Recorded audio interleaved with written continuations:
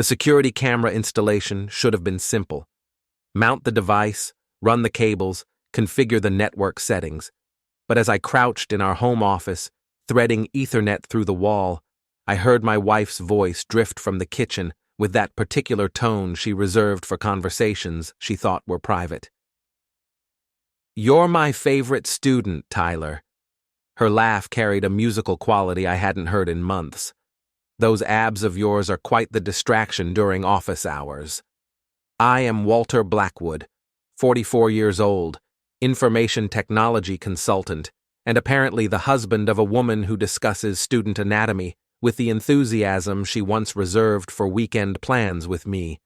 The irony wasn't lost on me that I was installing security cameras while discovering my own home had already been compromised.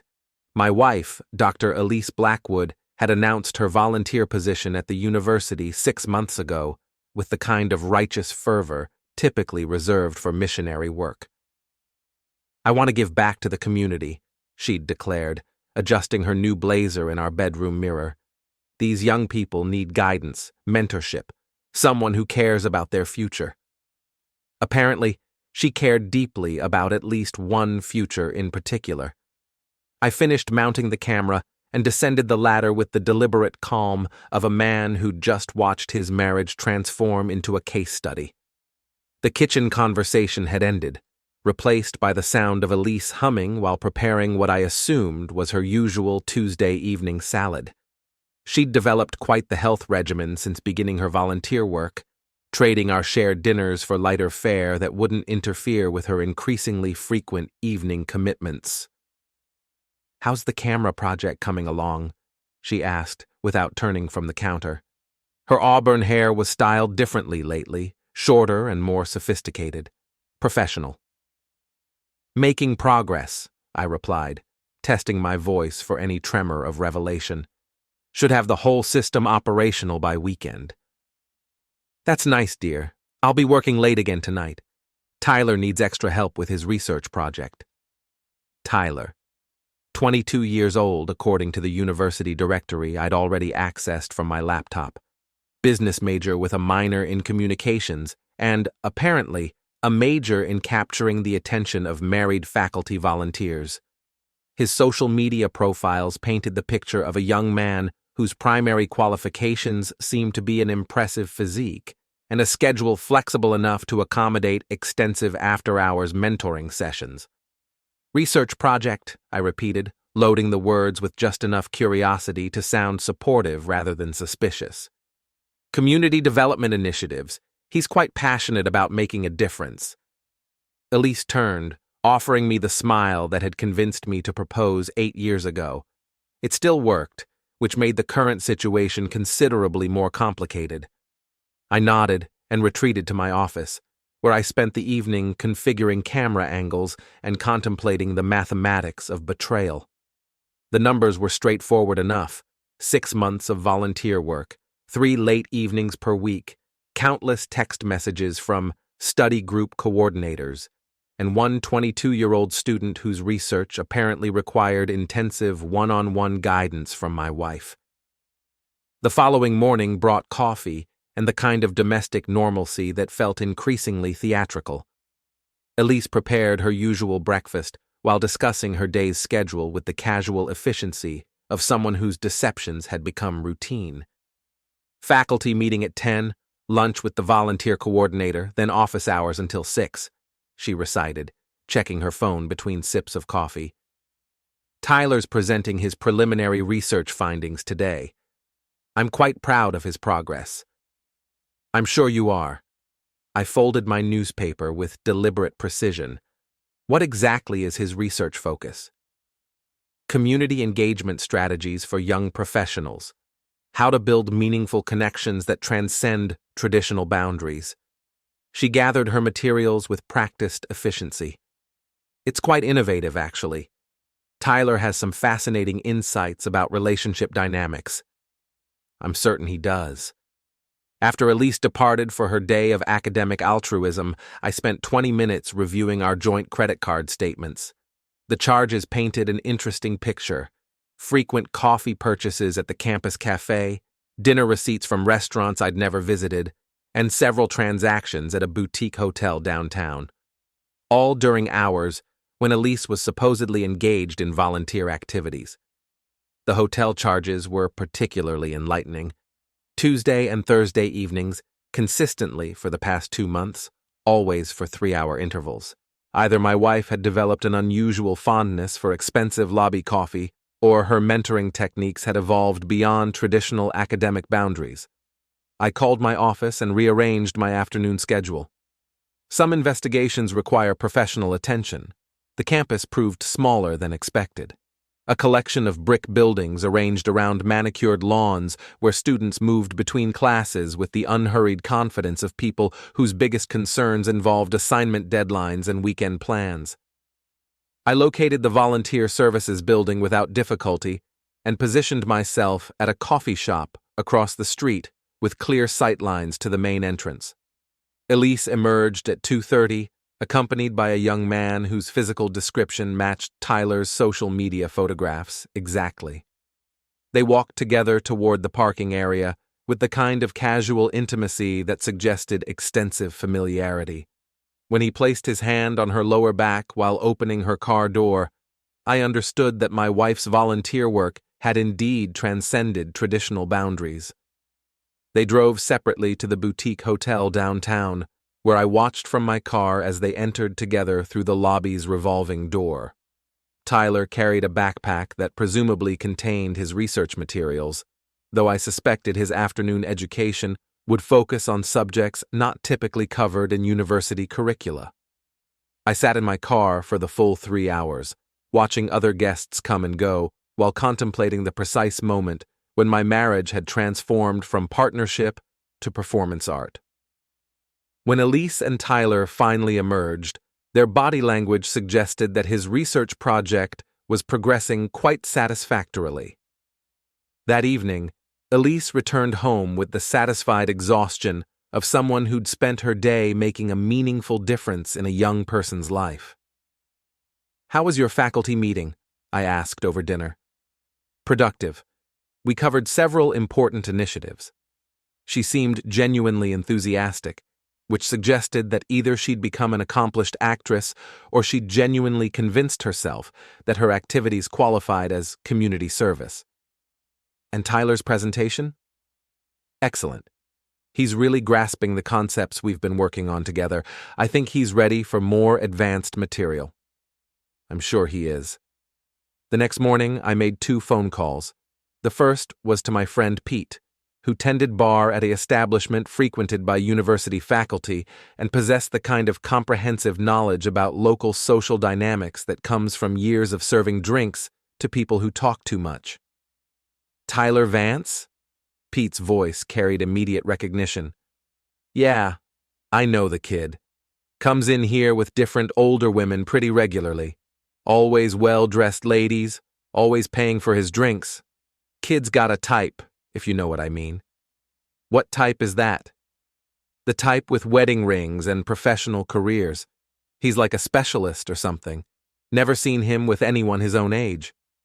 The second call was to Raymond Cross, private investigator, whose advertisement in the local directory promised discreet professional services for delicate situations.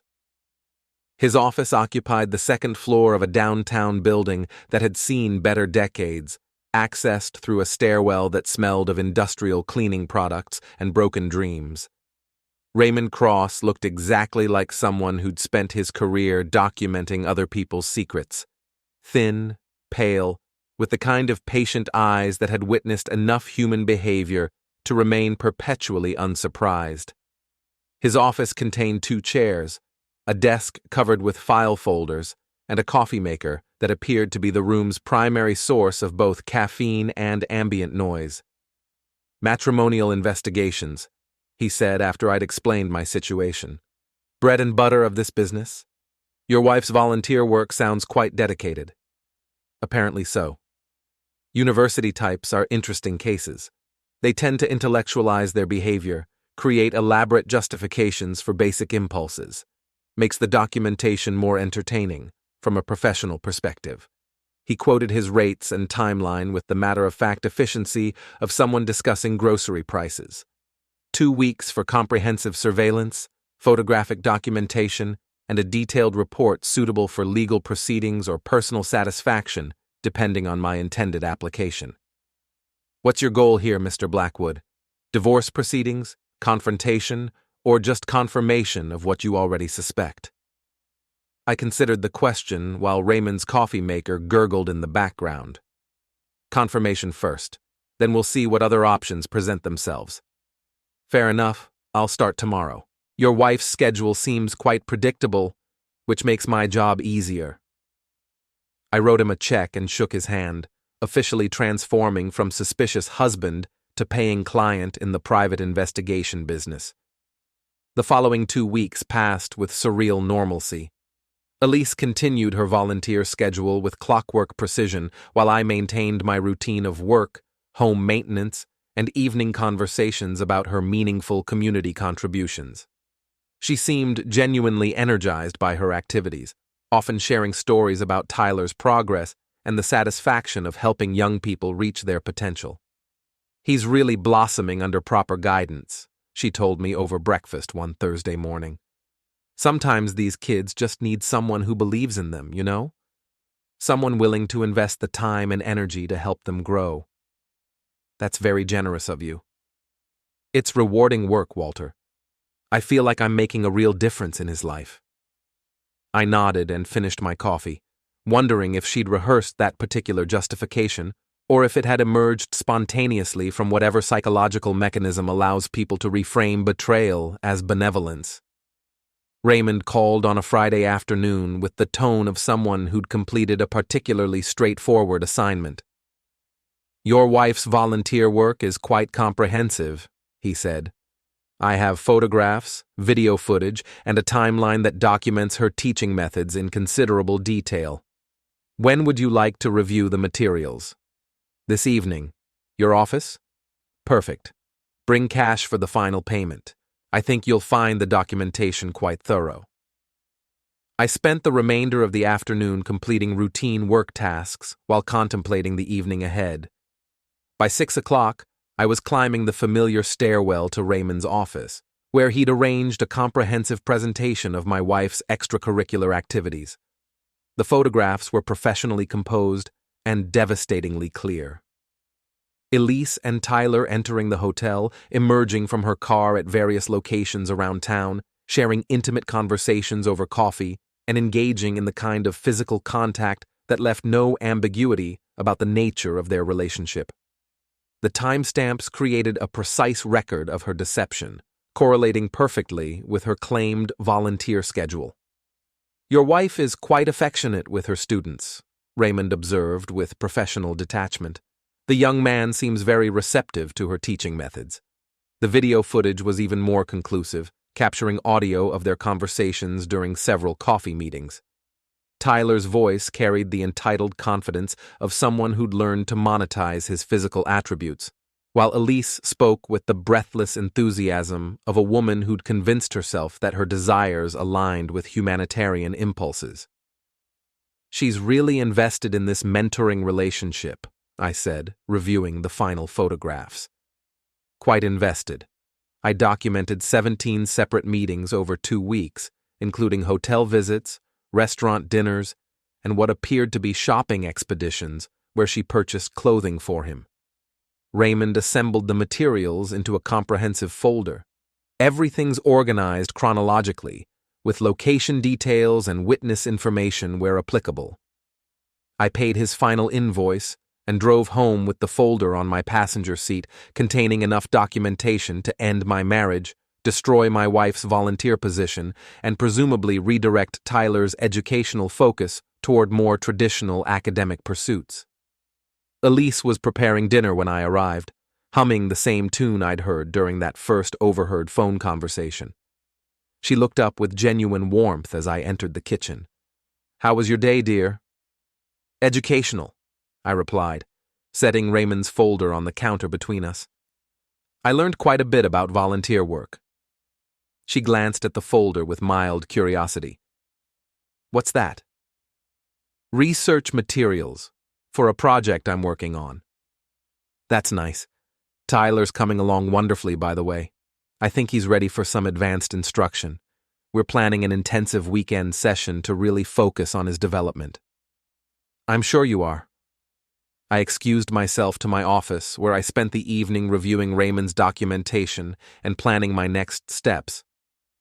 The evidence was comprehensive enough to achieve whatever outcome I desired, from quiet confrontation to public exposure.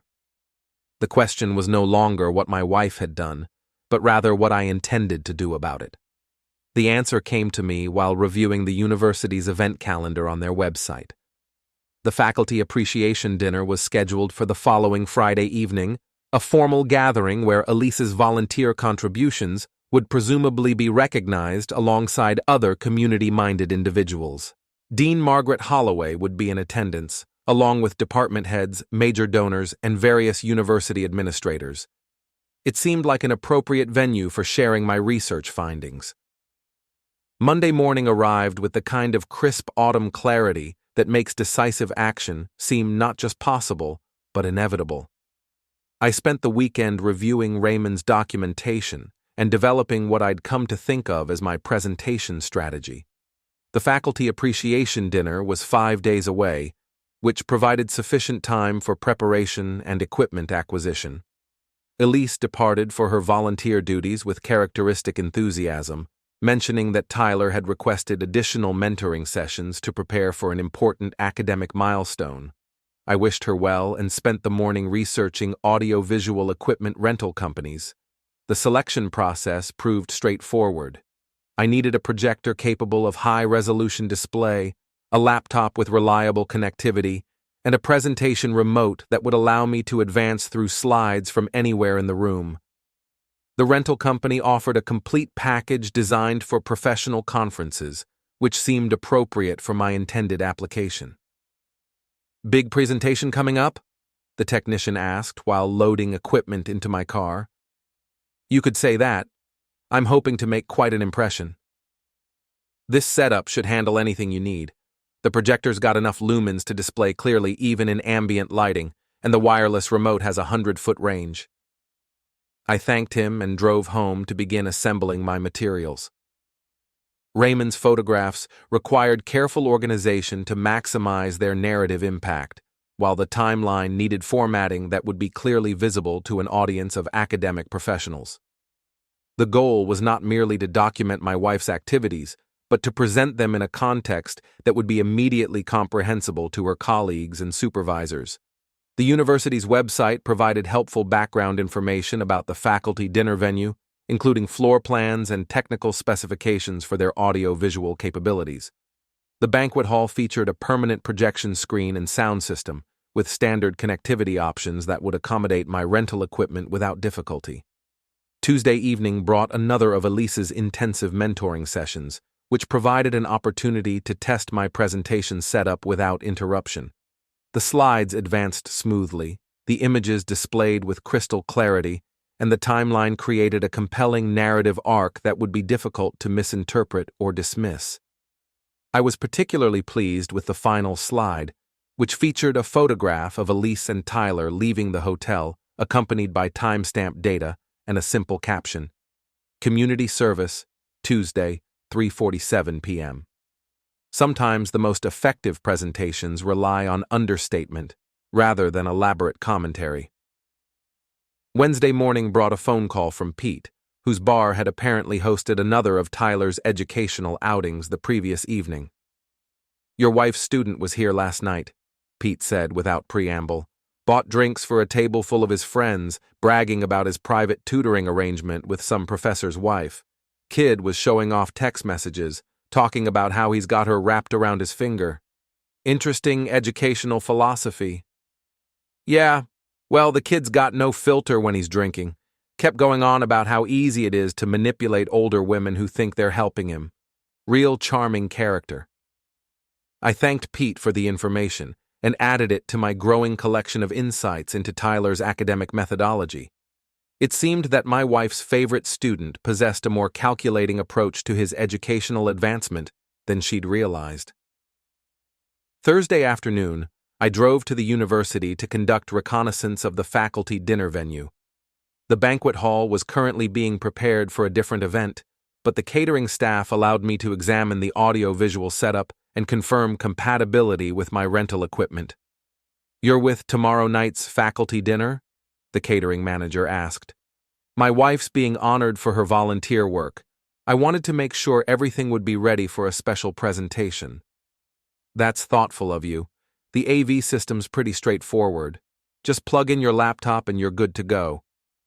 I spent 20 minutes familiarizing myself with the room layout, identifying optimal positioning for both equipment setup and personal mobility during the presentation.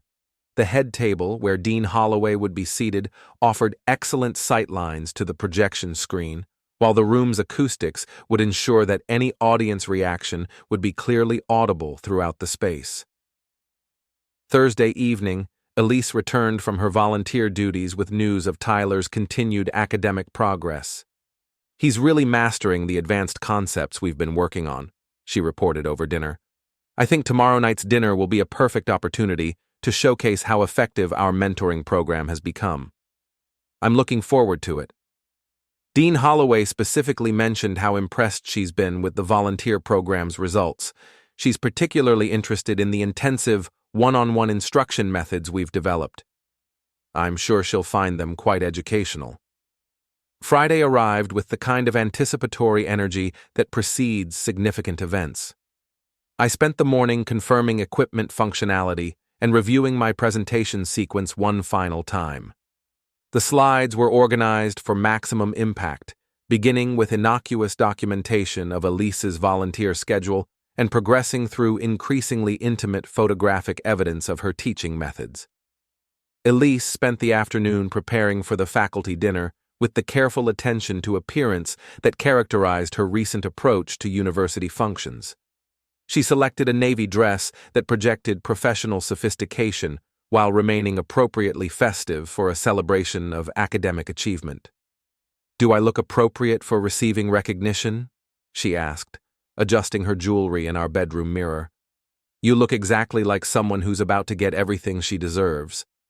We arrived at the university banquet hall at 6:30, joining a gathering of faculty members, administrators, and community supporters who'd assembled to celebrate another year of educational excellence. Dean Margaret Holloway presided over the head table with the kind of authoritative presence that suggested extensive experience managing academic personalities and institutional politics. I located the audio-visual control station and confirmed that my equipment could be connected without disrupting the evening's scheduled programming. The catering staff was accommodating, assuming that my presentation had been coordinated with the event organizers in advance. "Just let us know when you're ready," the AV technician said. "We can switch to your laptop input anytime." The dinner proceeded through its preliminary phases with the predictable rhythm of institutional gatherings. Cocktails, networking conversations, and the kind of polite small talk that allows academics to demonstrate their social competence while avoiding substantive discussion of their professional activities. Elise moved through the crowd with obvious comfort, accepting congratulations for her volunteer contributions and discussing the satisfaction of helping young people reach their potential. Several colleagues mentioned Tyler specifically, praising Elise's dedication to his educational development and expressing hope that other students might benefit from similar intensive mentoring relationships. "Your wife's volunteer work has been quite remarkable," Dean Holloway told me during the cocktail hour. "The individual attention she's provided to students like Tyler has produced extraordinary results. We're hoping to expand the program based on her successful methods. I'm sure the expansion will be very educational for everyone involved." The formal dinner began at 7:30, with Dean Holloway delivering opening remarks about the university's commitment to community engagement and the valuable contributions of volunteer faculty members. Elise was seated at the head table, positioned directly facing the projection screen that would soon display the comprehensive documentation of her teaching techniques. I waited until the main course had been served and the room's attention had settled into the comfortable rhythm of institutional dining. Then I approached the AV control station and connected my laptop to the projection system. Ladies and gentlemen, I announced, activating the wireless microphone, I'd like to share a brief presentation about volunteer education and the remarkable dedication of individuals who go above and beyond traditional academic boundaries. The first slide appeared on the screen, a title card reading Community Service, a case study in individual attention.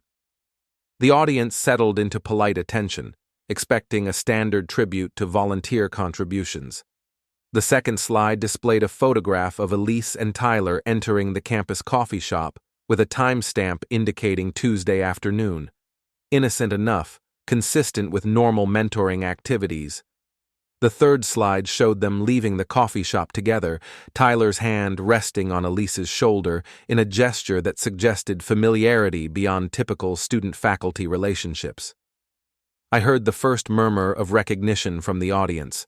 The fourth slide documented their arrival at the boutique hotel, captured in Raymond's characteristically clear photographic style. Elise and Tyler walking together toward the lobby entrance, his backpack presumably containing research materials for their intensive study session.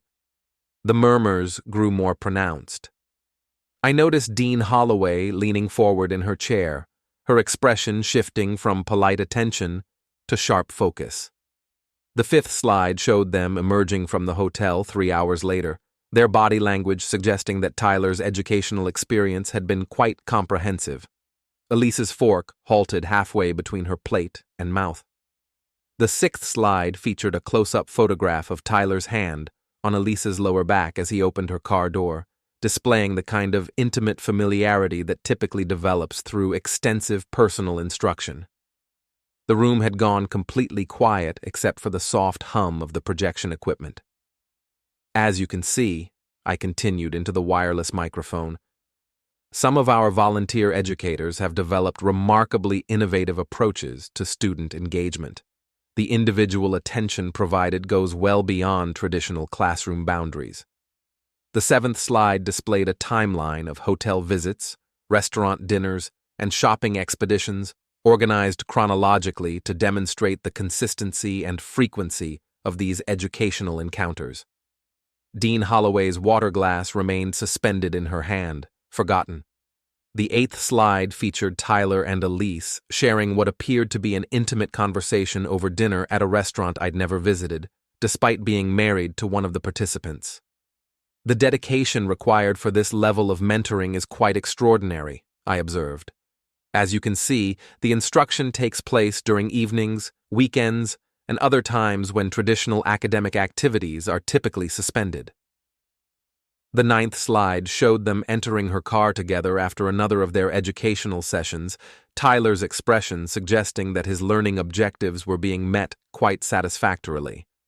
I could hear whispered conversations beginning throughout the audience as colleagues processed the implications of the photographic evidence. The final slide returned to the simple caption, Community Service, a case study in individual attention.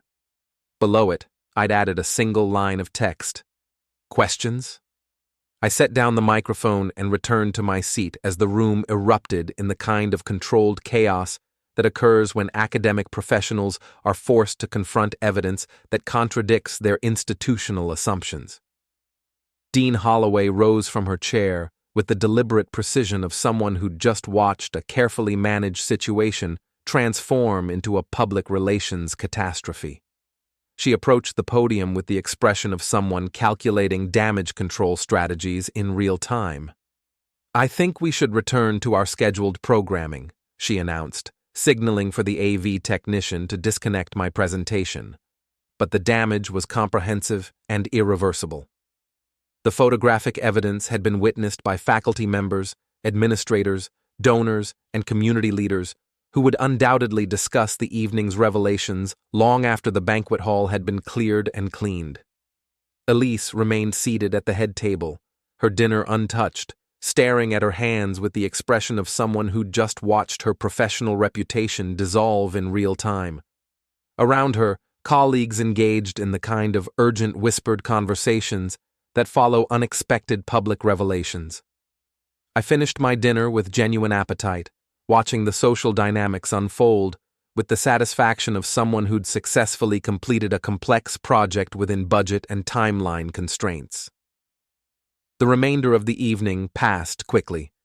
Awards were presented with perfunctory efficiency, closing remarks were delivered with obvious haste, and the gathering dispersed with the kind of accelerated departure that follows uncomfortable social situations. Elise and I drove home in silence, the weight of unspoken consequences filling the space between us. She stared out the passenger window while I navigated familiar streets, both of us processing the evening's events and their implications for our immediate future. "Walter?" she finally said as we pulled into our driveway. "Yes? We need to talk." I imagine we do. But we didn't talk that evening. Elise went directly to our bedroom and closed the door, while I retired to my office to review the evening's success and plan for whatever developments the weekend might bring. I suspected that Tyler's educational advancement was about to encounter some significant obstacles, and that Elise's volunteer career had reached its natural conclusion. The phone rang at 8:30 the next morning. Dean Holloway's voice carried the kind of professional courtesy that barely concealed institutional fury. "Mr. Blackwood, I think we should meet to discuss last evening's presentation." "Of course. When would be convenient?" "This afternoon, my office, 2 o'clock. I'll be there." I spent the morning organizing Raymond's complete documentation into a comprehensive file that would be suitable for administrative review. If Dean Holloway wanted a detailed discussion of volunteer education methods, I was prepared to provide extensive supporting materials.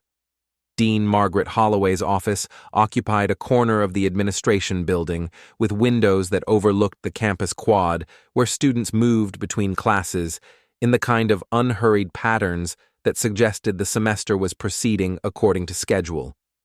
Her desk was arranged with the precise organization of someone who managed complex institutional dynamics through careful attention to detail and strategic information management. She gestured for me to sit in one of 2 chairs positioned across from her desk, then settled into her own chair with the deliberate composure of someone who'd spent the weekend developing a comprehensive response to an unexpected crisis.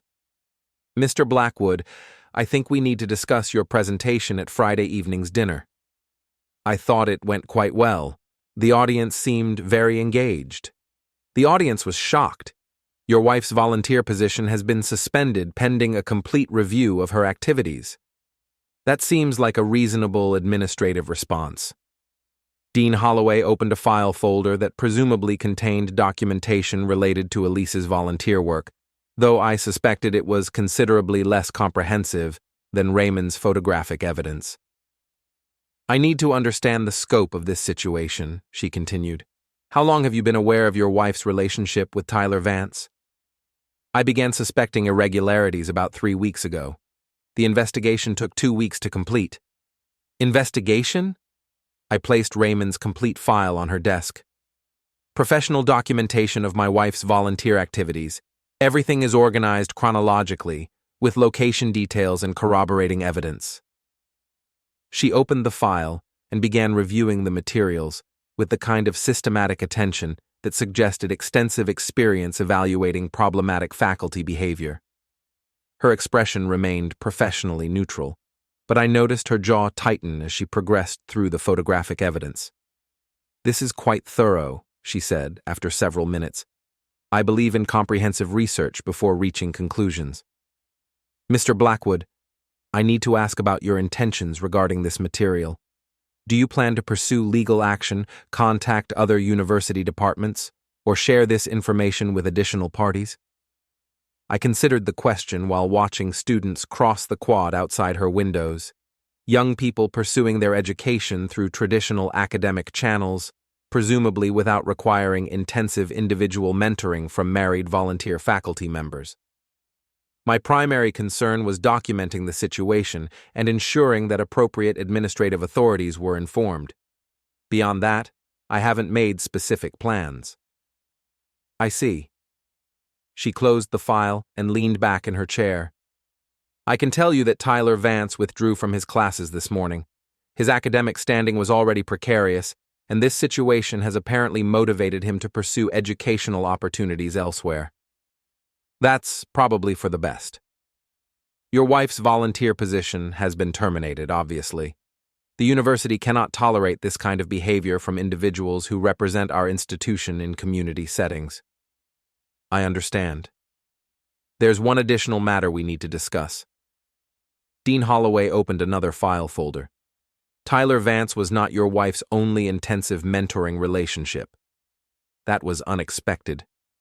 We conducted our own investigation over the weekend, she continued, and discovered that Dr. Elise Blackwood had developed similar individual instruction arrangements with 2 other students over the past 6 months. Both young men, both struggling academically, both receiving the kind of personal attention that extends beyond traditional volunteer activities. I absorbed this information while recalculating my understanding of Elise's volunteer work. Apparently, her commitment to helping young people reach their potential was more comprehensive than I'd realized. How extensive were these other relationships? Extensive enough to constitute a pattern of inappropriate behavior. We're reviewing all of her volunteer activities and student interactions to determine the full scope of the situation. Dean Holloway handed me a sheet of paper containing names, dates, and brief summaries of documented interactions. Reading through the list, I realized that my wife had essentially operated a private tutoring service for underperforming male students with educational methods that diverged significantly from standard academic practices. The university's position is that we want to handle this matter as quietly as possible, she continued. Public scandals damage our reputation and undermine confidence in our educational programs. We're hoping you'll cooperate with our efforts to contain the situation. What kind of cooperation did you have in mind? Discretion, no additional public presentations, no contact with media outlets, no distribution of this photographic evidence to other parties. In exchange, we'll ensure that your wife's termination is handled professionally, without public statements that might damage her future employment prospects. I considered the proposal while reviewing the additional documentation she'd provided. The university wanted to minimize institutional embarrassment while I wanted to maximize personal satisfaction. These objectives were not necessarily incompatible. That seems reasonable, I said finally. Excellent. I'll prepare a confidentiality agreement that formalizes our understanding. I shook her hand and departed the administration building with a clearer picture of Elise's volunteer activities and the university's approach to managing academic scandals. The drive home provided time to process these revelations and consider their implications for my ongoing response to the situation. Elise's car was not in our driveway, which suggested that she was either pursuing alternative living arrangements or meeting with legal counsel to discuss her options. I spent the afternoon reviewing our joint financial accounts and property ownership documents, preparing for whatever domestic reorganization the coming weeks might require.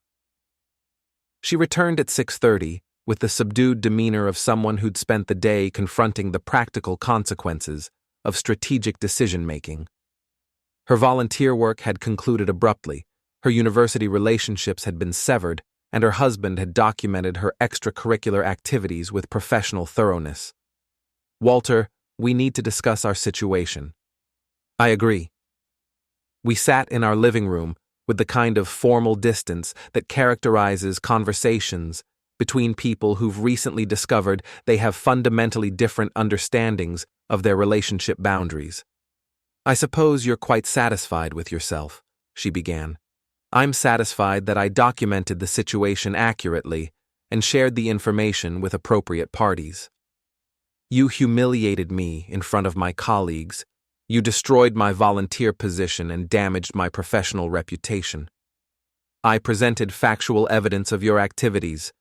The humiliation and professional damage were natural consequences of your own choices. Elise stared at her hands with the expression of someone who'd expected a different conversation. Perhaps she'd hoped for remorse, apologies, or willingness to accept partial responsibility for the deterioration of our marriage. Tyler was just a confused young man who needed guidance, she said finally. According to Dean Holloway, Tyler was one of 3 confused young men who needed your particular style of guidance. Her head snapped up. What do you mean? The university conducted its own investigation. Apparently, your volunteer work was more comprehensive than you'd mentioned. 3 students, 6 months, extensive individual attention for each of them. The color drained from her face as she processed the implications of institutional scrutiny applied to her complete range of educational activities. They had no right to investigate my private relationships. Your relationships with university students weren't private. They were conducted under the auspices of a volunteer program that represents the institution's community outreach efforts. Those young men needed someone who cared about their success. They needed someone who cared about their success in ways that didn't require hotel rooms and restaurant dinners. Elise rose from her chair and moved to the window, staring out at our neighborhood with the expression of someone contemplating limited options. Her volunteer career had ended, her marriage was effectively concluded, and her approach to helping young people had been comprehensively documented by both professional investigators and university administrators. What happens now? She asked without turning around. That depends on your plans. Are you staying here, moving out, pursuing legal separation, or exploring other alternatives? I don't know. You should probably decide relatively soon. I'm not particularly interested in extending this domestic arrangement indefinitely. She turned to face me with an expression that combined anger, humiliation, and what might have been genuine surprise that her volunteer activities had produced such comprehensive consequences. I was trying to help those students. You were trying to help yourself. The students were just convenient justification for behavior you wanted to pursue anyway. That's not true. Tyler bragged to his friends about manipulating you. He showed them text messages and described how easy it was to get what he wanted from a married woman who thought she was mentoring him. Your favorite student viewed you as entertainment. The information hit her like a physical blow. She sat down heavily in her chair, staring at me with the expression of someone who'd just discovered that her understanding of a situation had been completely incorrect.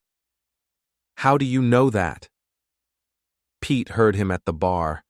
Tyler was quite vocal about his educational methodology and your responsiveness to his academic needs. Elise buried her face in her hands, finally confronting the reality that her altruistic volunteer work had been viewed quite differently by its primary beneficiary. Tyler hadn't been a confused young man grateful for guidance. He'd been a calculating opportunist who'd identified her vulnerabilities and exploited them systematically. I thought he cared about me. He cared about what you could provide: free meals, hotel rooms, shopping expeditions, and the ego boost that comes from seducing a married professional woman who convinced herself she was performing community service. The conversation concluded without resolution, which seemed appropriate given that our marriage had also concluded without resolution. Elise retreated to our bedroom while I remained in the living room, contemplating the weekend's developments and their implications for our immediate future. Monday morning brought a phone call from Raymond Cross, whose professional services had apparently generated additional demand. Mr. Blackwood, I've received several inquiries about matrimonial investigations from university faculty members. It seems that Friday evening's presentation has motivated other people to examine their domestic situations more carefully. Interesting.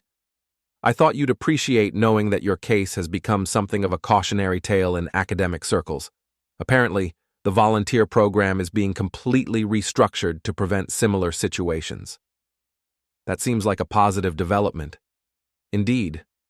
I also wanted to mention that Tyler Vance has left town, packed up his apartment over the weekend and departed without forwarding address information. It seems that his educational opportunities in this area have been exhausted. I thanked Raymond for the update and spent the morning researching divorce attorneys and property division procedures. If Elise intended to remain in our house indefinitely while processing her career disappointment, I needed to explore alternative arrangements for expediting our domestic reorganization. The solution presented itself Tuesday afternoon in the form of a phone call from Elise's sister, whose voice carried the kind of strained courtesy that suggested she'd been designated as family spokesperson for a difficult conversation. "Walter, I think Elise should come stay with us for a while, until she decides what she wants to do next." "That sounds like an excellent plan. She's quite upset about everything that's happened. She feels like you betrayed her trust and damaged her reputation unfairly." "Her reputation was damaged by her own behavior. I just documented it. She was trying to help those students. She was trying to help herself to those students. There's a significant difference."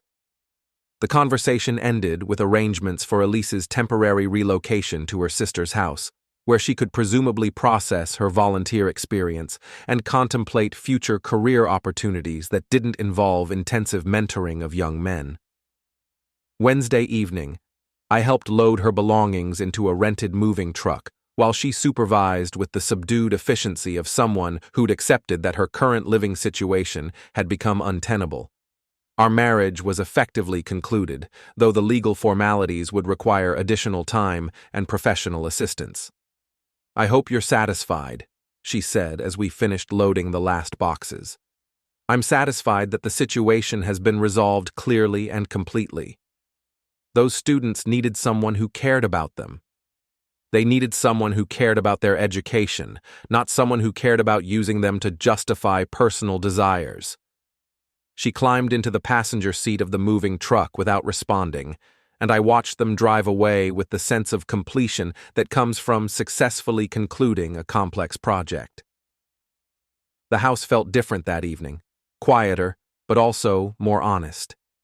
The performance of domestic normalcy had ended, replaced by the straightforward reality of a man whose wife had volunteered to help young people and had helped herself instead.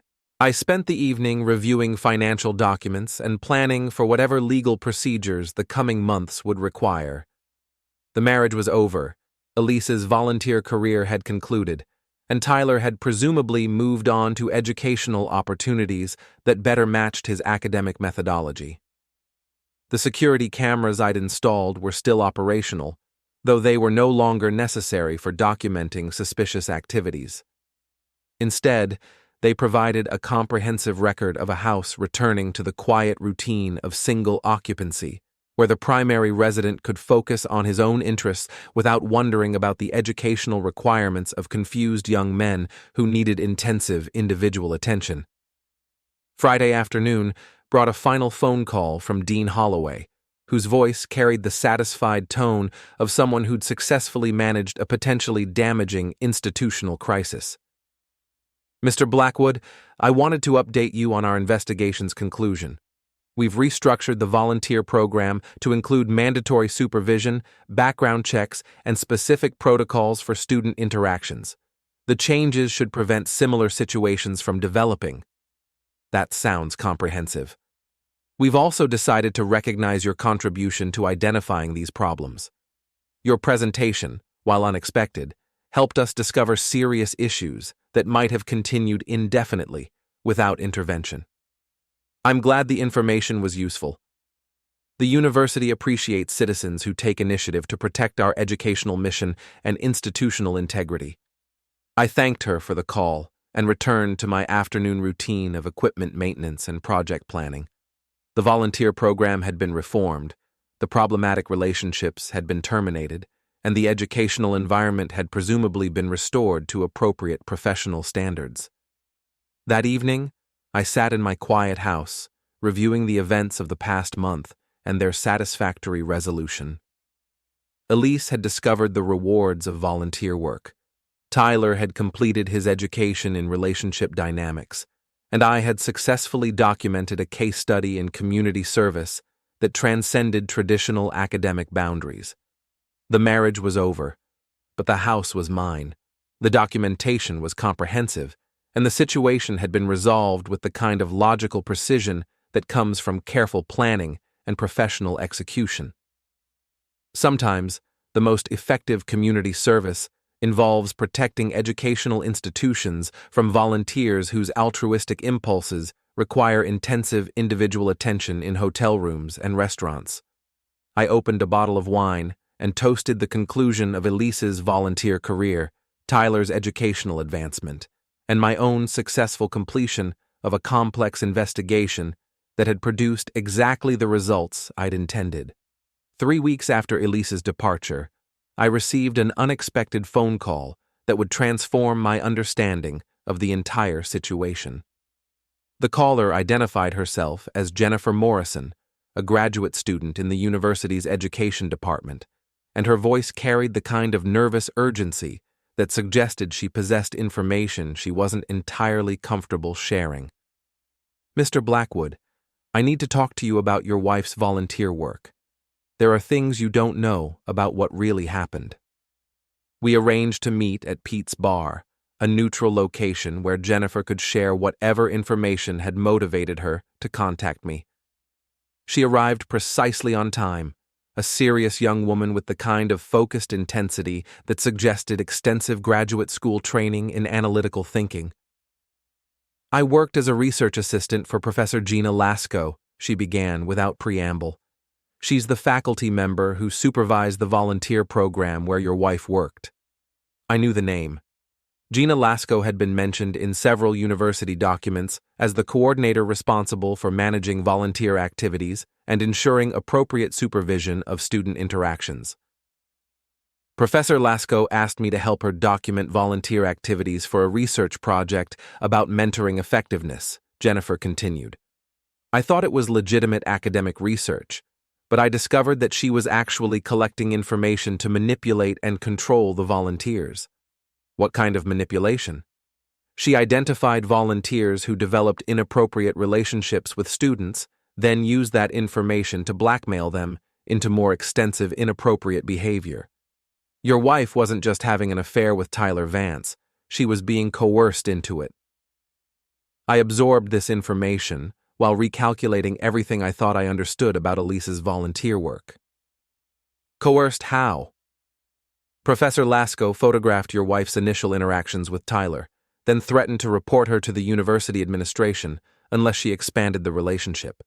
She essentially forced your wife to engage in more extensive, inappropriate behavior, which Professor Lasco documented for her own purposes." "What purposes?" "She was planning to expose several volunteers simultaneously, creating a scandal that would destroy the current volunteer program leadership and position her to take control of the entire community outreach initiative. Your wife was just one of several people being manipulated into compromising situations." Jennifer opened a tablet computer and showed me a series of emails between Professor Lasco and various university administrators, discussing plans for restructuring volunteer programs and expanding her departmental authority. The correspondence painted a picture of calculated institutional maneuvering disguised as concern for educational standards. Professor Lasco encouraged your wife's relationship with Tyler, provided opportunities for them to meet privately, and documented everything for future use. She was essentially running a blackmail operation, using volunteer faculty as unwilling participants. "Why are you telling me this?" "Because I realized that Professor Lasco was planning to destroy innocent people's lives for her own career advancement. When I saw what happened at the faculty dinner, I understood that you'd been manipulated too. She wanted someone to expose your wife publicly, and you provided exactly the kind of dramatic revelation she needed to justify taking control of the volunteer program." I spent several minutes processing this information, while Jennifer waited patiently for my response.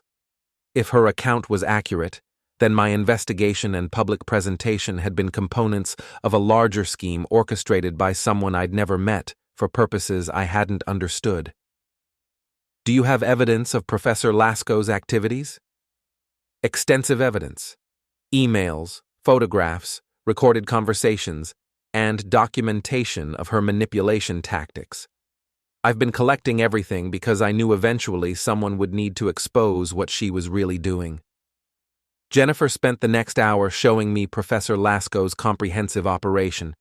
She had identified volunteers with personal vulnerabilities, introduced them to students who could exploit those vulnerabilities, documented the resulting inappropriate relationships, and then used the evidence to coerce more extensive inappropriate behavior that she could document for future use.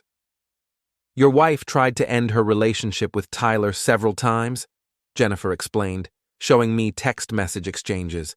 But Professor Lasko threatened to expose her unless she continued the relationship and expanded it to include other students. The messages revealed a pattern of psychological manipulation that transformed Elise from willing participant to coerced victim. Professor Lasko had systematically exploited her initial attraction to Tyler, then used documentation of that attraction to force her into more compromising situations with additional students. She wasn't volunteering to help students, I said, finally understanding the complete picture.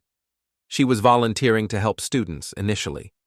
But Professor Lasko identified her vulnerability and manipulated her into situations that served Professor Lasko's career objectives rather than any educational purpose. I drove home that evening with a completely revised understanding of the situation. Elise hadn't been a predatory volunteer exploiting young students for personal gratification. She'd been a victim of institutional manipulation, coerced into inappropriate behavior by someone who'd identified her psychological vulnerabilities and exploited them systematically.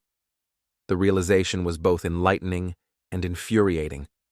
I'd spent weeks documenting my wife's betrayal and planning her public humiliation, while the actual architect of the situation had remained invisible, manipulating events to achieve her own professional objectives.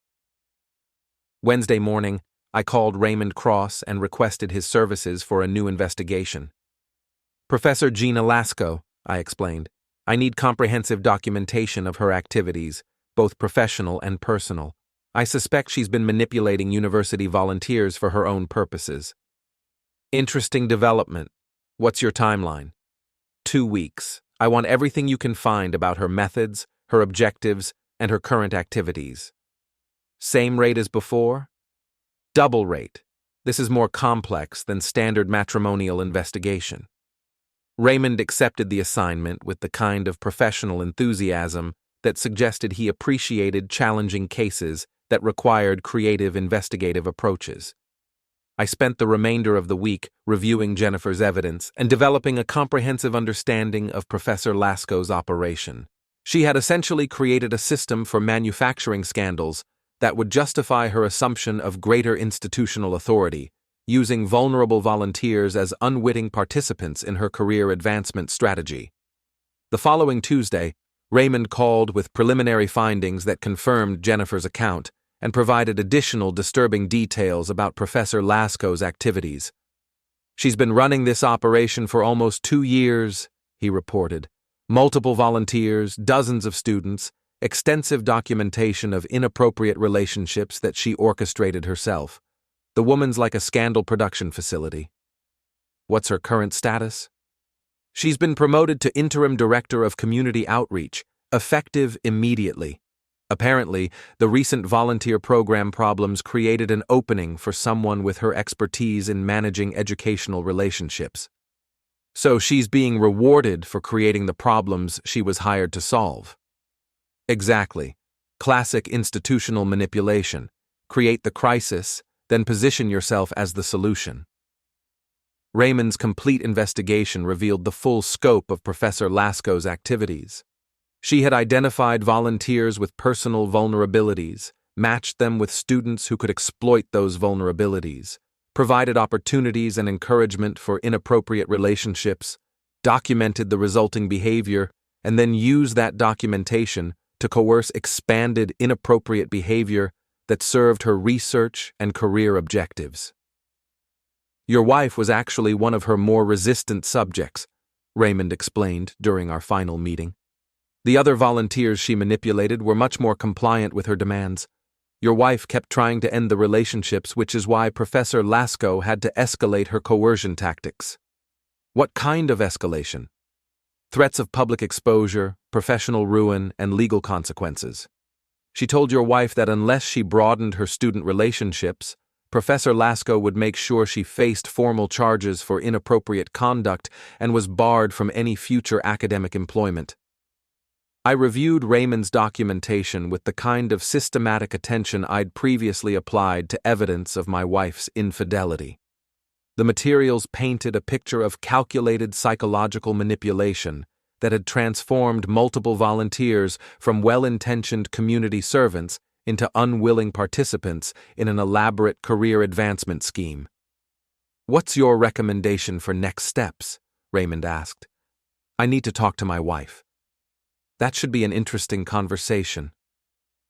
I drove to Elise's sister's house that evening, where I found her sitting on the back porch with the subdued demeanor of someone who'd spent the past month processing the destruction of her marriage, career, and professional reputation. She looked up with surprise when I appeared, clearly not expecting a visit from the husband who documented and exposed her volunteer activities. "Walter, what are you doing here? I need to apologize." "Apologize?" I sat down beside her and spent the next hour explaining Jennifer's revelations and Raymond's investigation. As I described Professor Lasco's manipulation tactics and coercion strategies, Elise's expression shifted from confusion to recognition to something approaching relief. "You were being blackmailed," I concluded. "I thought you were betraying our marriage for personal gratification, but you were actually being coerced into behavior you tried repeatedly to avoid." Elise stared at her hands while processing this information. "I tried to tell Professor Lasco that I wanted to end my relationship with Tyler. She said that if I didn't continue and expand it, she would ensure that I was prosecuted and destroyed professionally." "Why didn't you tell me what was happening?" "She said that if I told anyone, she would claim that I was trying to fabricate excuses for my own predatory behavior. She had photographs and documentation that made it look like I was the aggressor in every situation." We sat in silence for several minutes, while both of us contemplated the implications of Professor Lasco's manipulation and our own responses to it.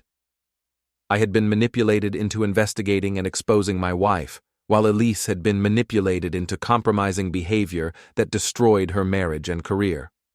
"What happens now?" Elise asked finally. "Now we expose Professor Lasco the same way she exposed you, publicly, comprehensively, and with enough evidence to ensure that her career advancement strategy backfires completely." "How?"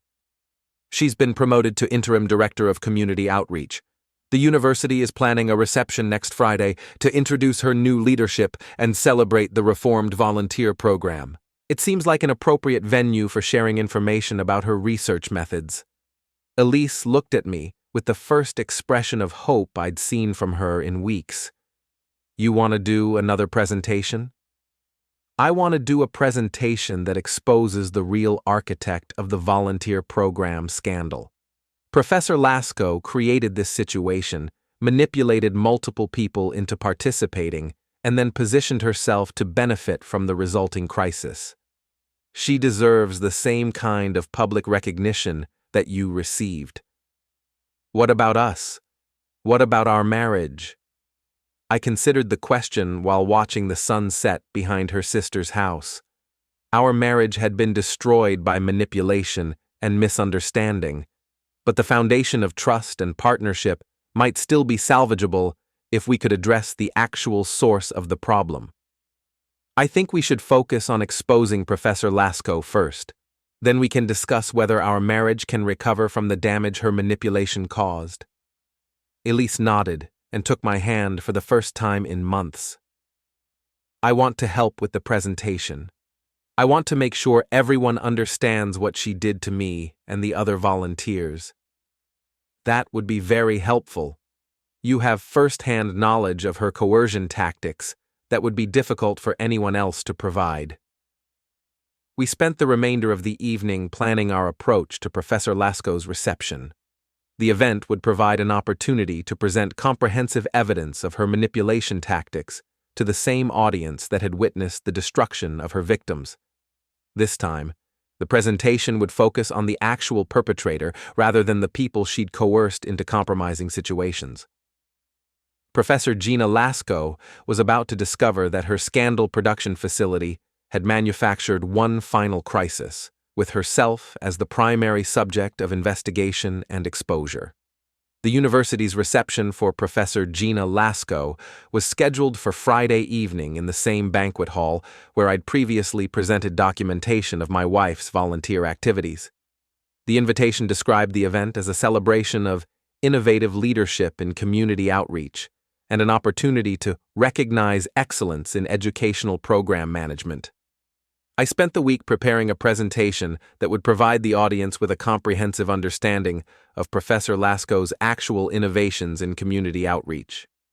Raymond's investigation had produced extensive documentation of her manipulation tactics, while Jennifer Morrison had agreed to provide testimony about her first-hand observations of the coercion operation. Elise returned home Wednesday evening to help finalize our presentation materials. Her temporary separation had provided time for both of us to process the situation and understand how Professor Lasco's manipulation had affected our marriage and individual responses to the crisis. I kept trying to find ways to end the relationships without triggering her threats, Elise explained, while we organized the evidence. But she had documented everything in ways that made me look like the aggressor, regardless of my actual motivations or attempts to withdraw. She was essentially running a psychological experiment using real people as test subjects. Exactly. She studied our vulnerabilities, created situations that exploited those vulnerabilities, and then documented the results for her own purposes. The presentation materials included email exchanges between Professor Lasco and various administrators, photographs of her orchestrating meetings between volunteers and students, recorded conversations where she explicitly threatened volunteers with professional destruction, and testimony from multiple victims who'd been coerced into inappropriate behavior.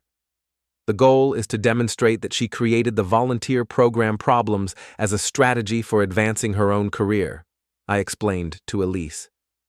Every scandal, every inappropriate relationship, every public exposure was orchestrated by her to justify her assumption of greater institutional authority.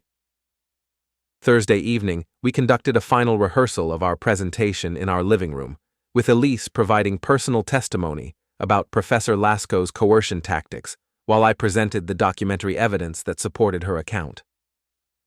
When she threatened to expose my relationship with Tyler, I thought my only options were compliance or complete professional destruction, Elise said during her portion of the presentation. I didn't realize that the relationship itself had been orchestrated by her as part of a larger manipulation scheme.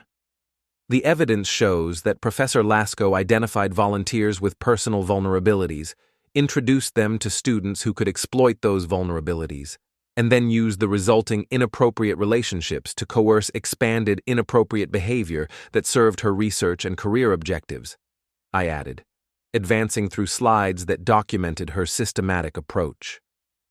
Friday afternoon, I loaded our presentation equipment into my car, while Elise prepared for an evening that would either expose Professor Lasco's manipulation or result in our own further humiliation if the evidence proved insufficient to convince the audience.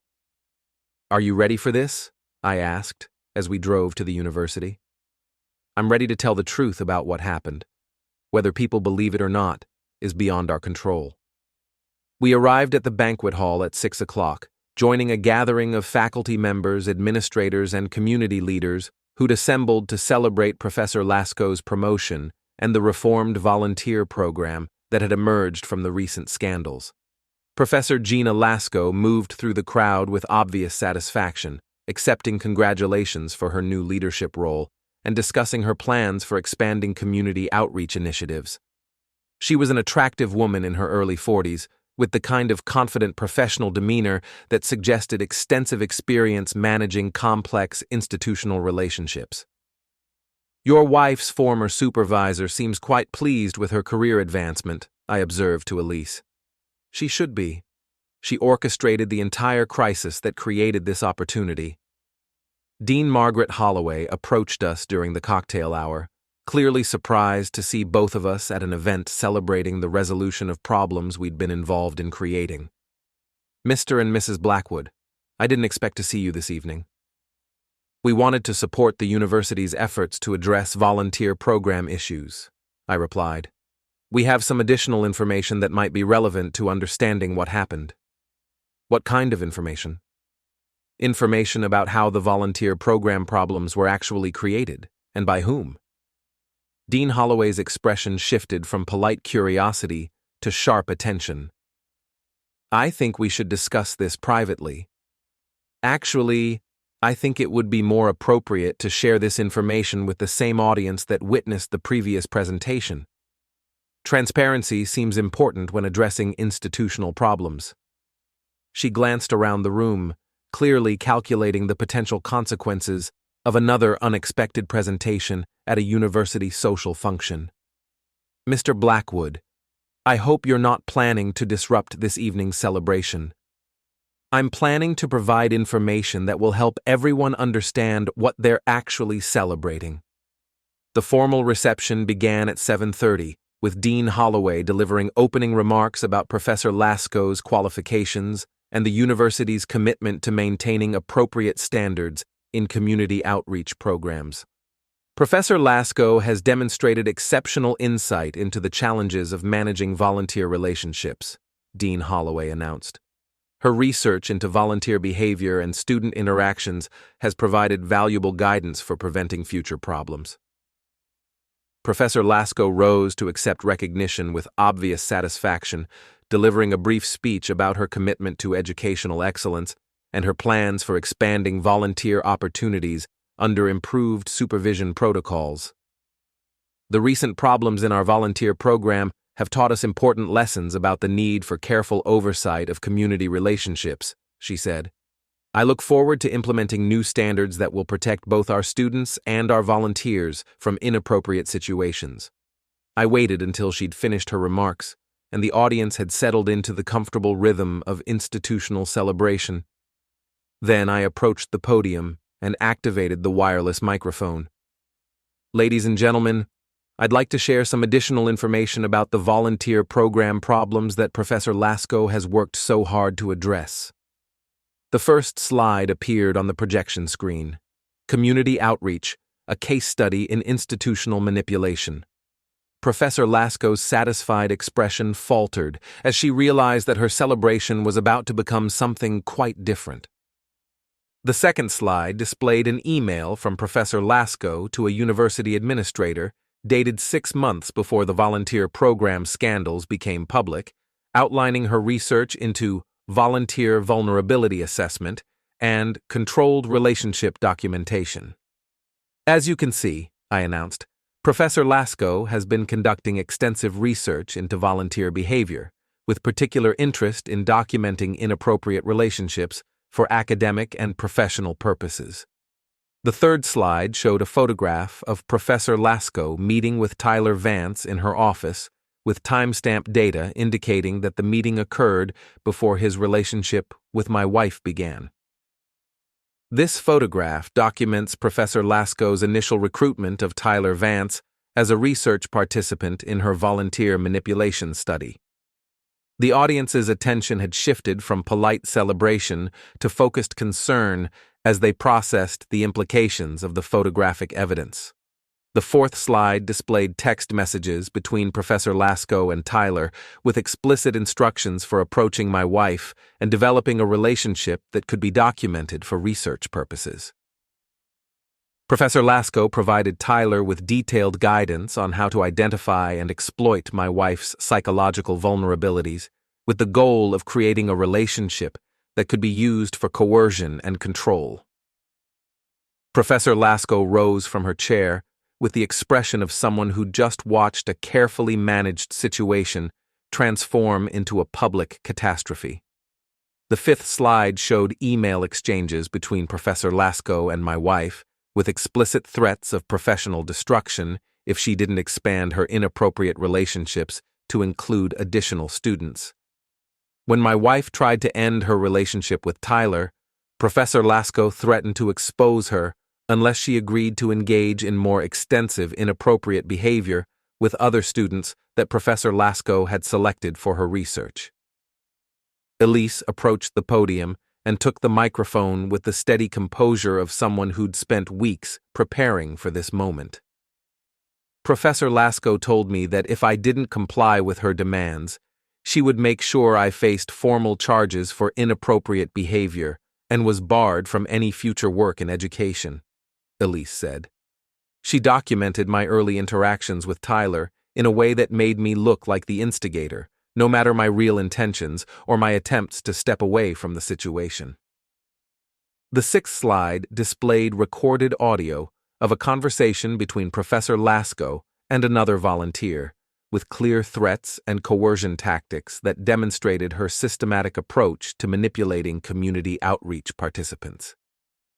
Professor Lasco has been operating a comprehensive manipulation scheme for almost 2 years, I continued, using volunteers as unwitting participants in research designed to advance her own career objectives rather than serve any legitimate educational purpose.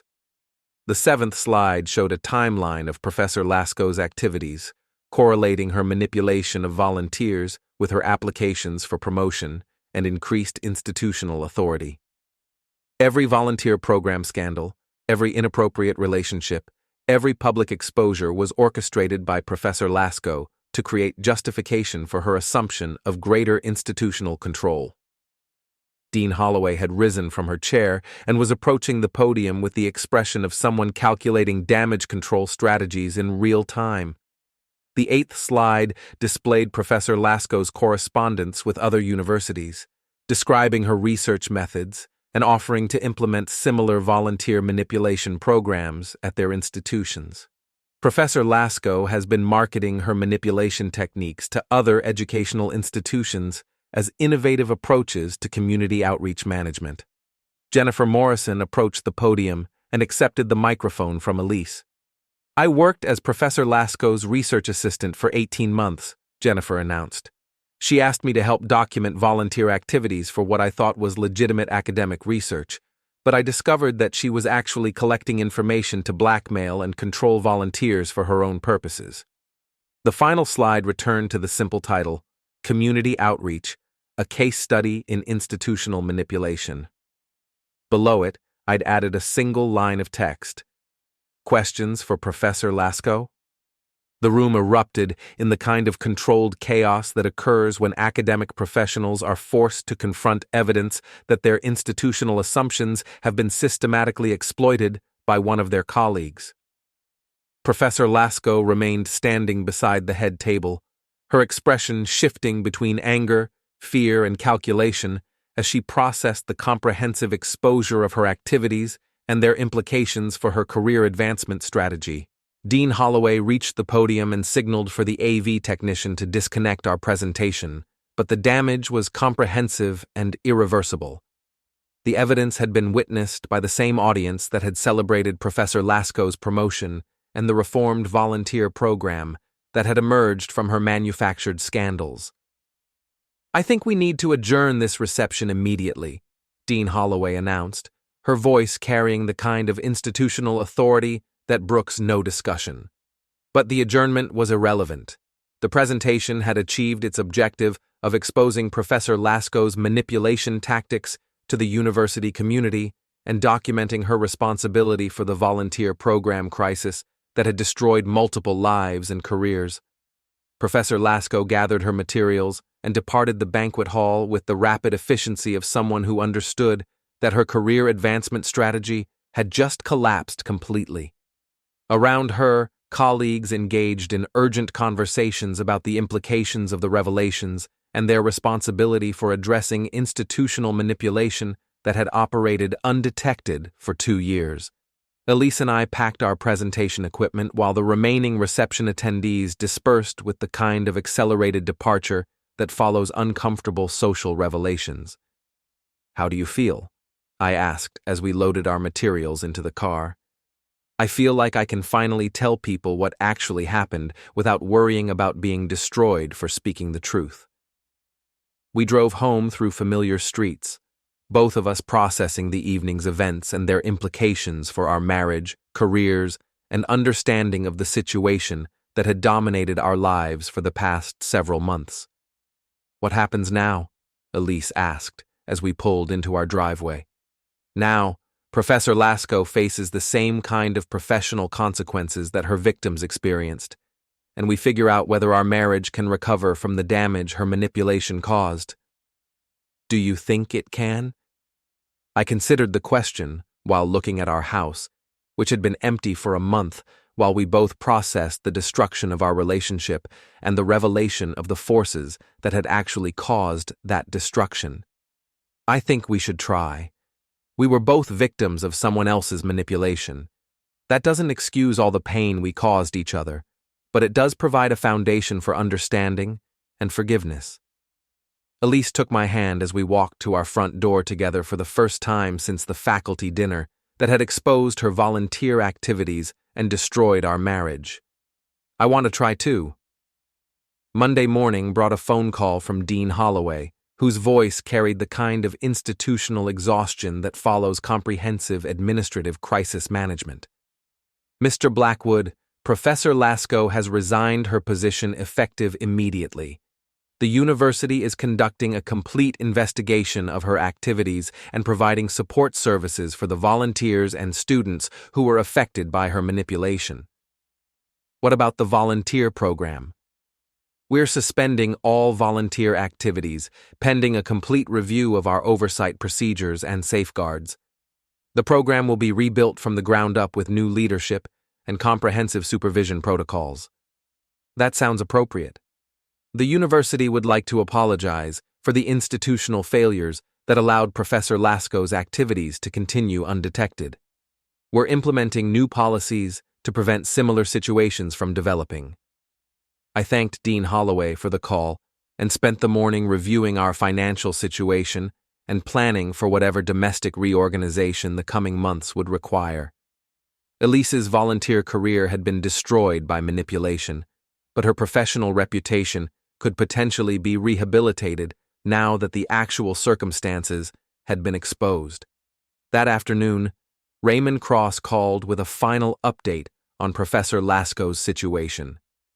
"She's left town," he reported, "packed up her office over the weekend and departed without forwarding address information. Apparently her career advancement opportunities in this area have been exhausted." What about the other universities she'd contacted about implementing her research methods? I've shared our documentation with their administration offices. I suspect Professor Lasco's innovative approaches to community outreach management won't be in high demand elsewhere.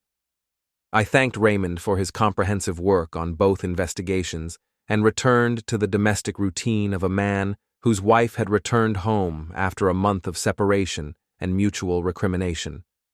Elise and I spent the evening discussing our plans for rebuilding our marriage and addressing the damage that Professor Lasco's manipulation had caused to our relationship and individual lives.